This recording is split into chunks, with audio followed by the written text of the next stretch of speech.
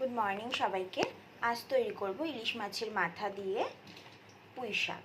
ইলিশ মাছের মাথা দেখো রেখে দিয়েছি, একটা ইলিশ মাছের মাথা ছিল, দুখণ্ড করে রাখা আছে। আর এদিকে পুঁই শাক আলু বেগুন সমস্ত কিছু কাটা রয়েছে। এবার চলো রান্নাটা কিভাবে করি তোমাদের সাথে শেয়ার করব। কড়াই আমি বসিয়ে দিয়েছি, এবার আমি মাথাটাকে ভেজে নেব।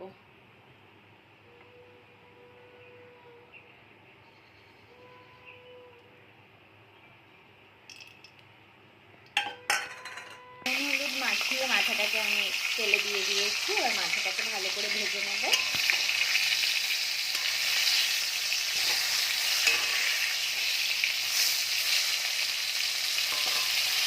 দেখো মাথা আমার ভাজা হয়ে গেছে, নামিয়ে নিয়েছি। কড়াইতে আর তেল দিতে হবে না, তো আমি তেলের মধ্যে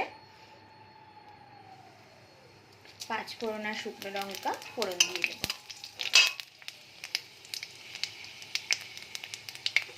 আর দিয়ে দেব চপ করে কাটা পেঁয়াজ।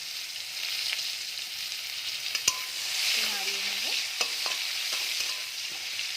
আমি এই সবজির মধ্যে আমি আদা রসুনের পেস্টও দেব, সামান্য একটু আদা রসুনের পেস্ট আর জিরের গুঁড়ো, যেহেতু মাছের মাথা দিয়ে করছি।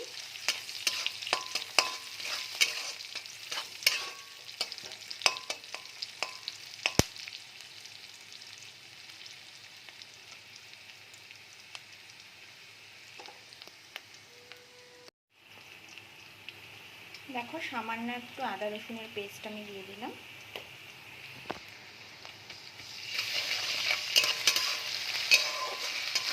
ইলিশ মাছের নিজেরই একটা টেস্ট হয়, তবু আমি আদা রসুন দিয়ে করতে ভালোবাসি।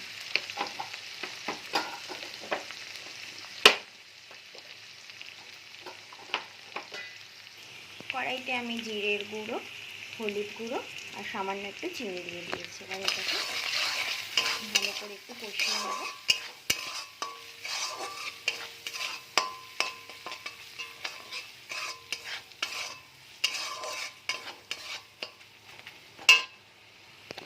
এবার আমি পুঁই শাকটাকে ঢেলে দেব। এর মধ্যে আমি সামান্য একটু লঙ্কার গুঁড়ো অ্যাড করে দিলাম। এবার ভালো করে মিশিয়ে নেব। দেখো আমার মিশিয়ে নেওয়া হয়ে গেছে, এবার আমি এতে জল অ্যাড করে দেব।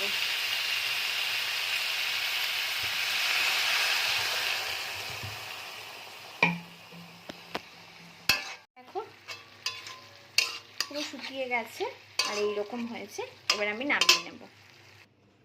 দেখো বাটিতে আমি সার্ভ করে নিয়েছি, তো আমার রেডি হয়ে গেছে ইলিশ মাছের মাথা দিয়ে পুঁই শাকের চচ্চড়ি। যদি তোমাদের ভালো লেগে থাকে please like comment share and subscribe করতে ভুলো না।